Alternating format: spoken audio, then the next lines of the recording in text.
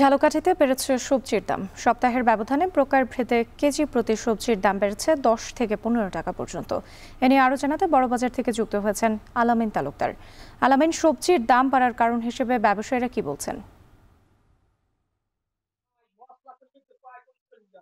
ধন্যবাদ চাচ্ছি। আমি একটু জানিয়ে রাখি, ঝালকাঠি জেলায় যে পরিমাণ সবজির চাহিদা রয়েছে, এর এর ৮০ ভাগ সবজির সরবরাহ আসে খুলনা, যশোর, সাতক্ষীরা জেলা থেকে।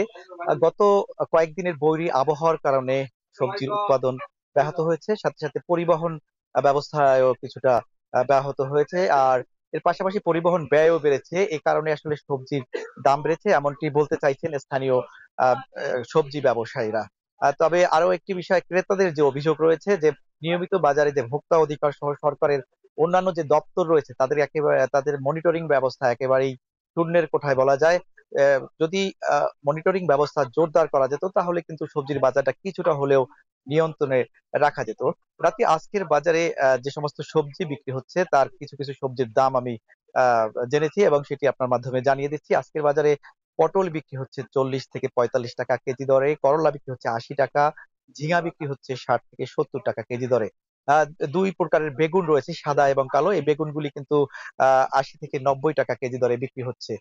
পেঁপে বিক্রি হচ্ছে 35 থেকে 40 টাকা, সিসিঙ্কা বিক্রি হচ্ছে 50 টাকা কেজি দরে, এবং জালি কুমড়া যেটি রয়েছে সেটিও কিন্তু 40 থেকে 45 টাকা কেজি দরে বিক্রি হচ্ছে। ছোট সাইজের যে শসা রয়েছে সেটিও কিন্তু 40 থেকে 45 টাকা কেজি দরে বিক্রি হচ্ছে। এবার প্রতি পিস লাউ বিক্রি হচ্ছে 50 থেকে 70 টাকা দরে, এবং কাঁচা মরিচের কেজিতেও কিন্তু 10 থেকে 15 টাকা বেড়ে আজকের বাজারে বিক্রি হচ্ছে 80 থেকে 90 টাকা কেজি দরে। তবে স্থানীয় ব্যবসায়ীরা বলছেন যে এই বর্তমান যে মৌসুম বর্ষাকালীন, এই বর্ষাকালীন মৌসুমের যে সবজি রয়েছে সেটিও এখনো বাজারে উঠতে শুরু করেছে। তখন পুরোপুরি যেই সবজি বাজারে আসে, তখন কিন্তু এই সবজির দাম কিছুটা কমে আসবে, এমনটি বলছেন এখানকার ব্যবসায়ীরা। তবে ভোক্তাদের একেবারেই তারা মাঝে মাঝে দাম বেড়ে গেলে কিন্তু ভোক্তাদের মধ্যে একটু অস্বস্তি দেখা যায়।